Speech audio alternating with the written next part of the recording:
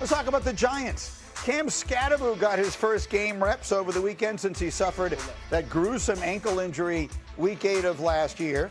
Yesterday, the Giants running back, known for his hard-nosed running style, talked about his new style of play.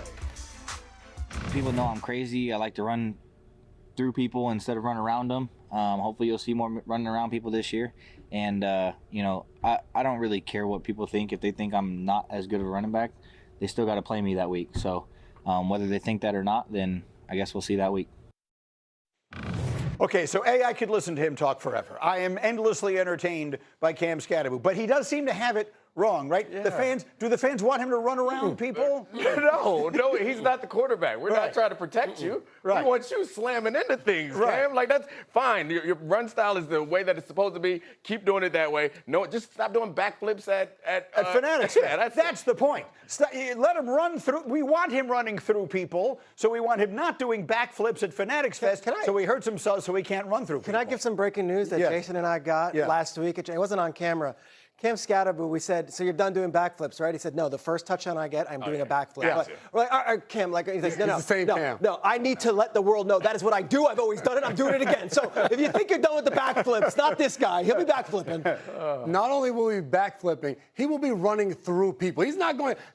John Harbaugh wants him running through people. They drafted a lineman in Maui Noah. They brought over a fullback in Pat Ricard. They want him to run through people's faces and set a tone and tempo for this team. That was all good words and stuff. He's not running around anybody. Well, that's the point.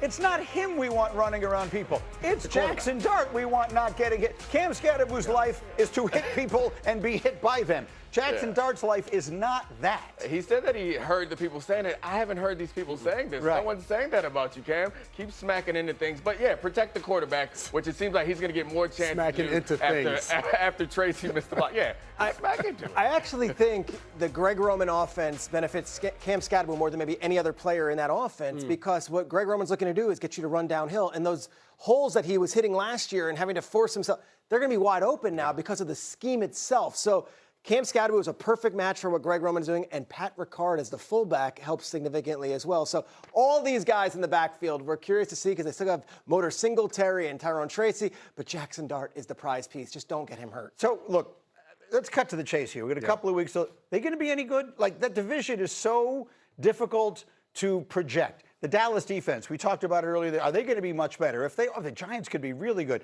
Eagles obviously are loaded. Where do the Giants fit into all of this? How good is Jackson Dart? I think this will be a repeat of his rookie year. You think about it, a year ago, Brian Dable gets Jackson Dart, and Dable's really coaching for his job with the Giants. So you're trying to figure out an offense that you can go out there and get production from Jackson Dart. Well, now comes over a brand new system with Matt Nagy as the play caller. Well, now it's installing an offense and working it from the ground up. It's going to be completely different for Jackson Dart. So how good this team is will be dictated by how good he is within this system, getting the ball out quicker, doing some of the little things. They're really talented up front on defense. I think that defense has a chance to be better than people are expecting. But, we need Neighbors healthy. It's not all going to be on Jackson Dart. When you're a young quarterback, you need as much help as possible. You need Neighbors to be healthy, attacking down the field, O-line to play well. And I think that the defense is going to get pressure, and that should, have a trickle-down effect, making everyone else's job easier. Malik Neighbors? Yeah, good news yesterday. He actually played against defense for the first time, and I was actually in there, and he had a quote that I thought was put this on a board. He said, my soul's been dead for a year. I'm ready to go. I just have been gone. I want to play. Jason and I were at practice last week. I would say he ran 100 routes at 100 miles per hour. No contact. But to see him going through the motions, and he said, honestly, there has been setbacks. This is very frustrating. It's been dark at times.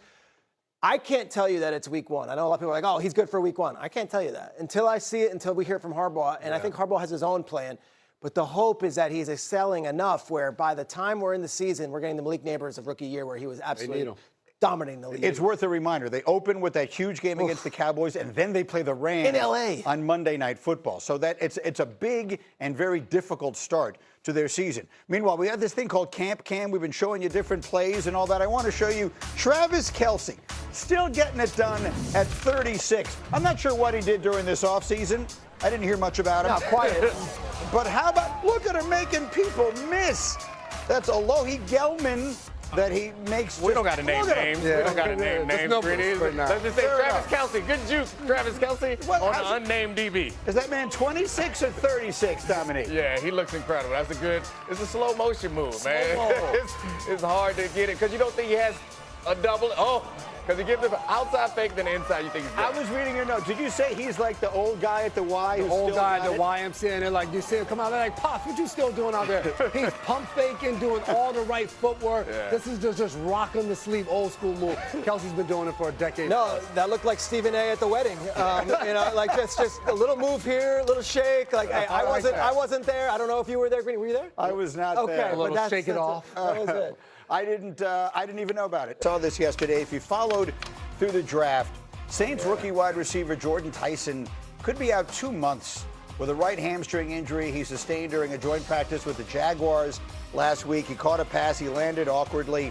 It is a shame because this is a player who is so talented and had the injury history in college. And this was the big question mark.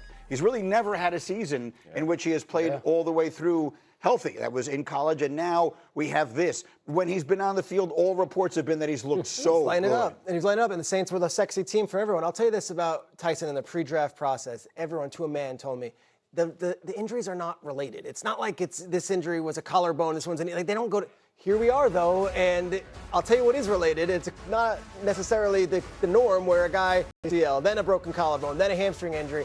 It's a shame. If this is all just bad luck, well then that stinks. Truth of the matter is, he was lighting it up in training camp from all intents and purposes, from everything we've heard from reporters on the ground.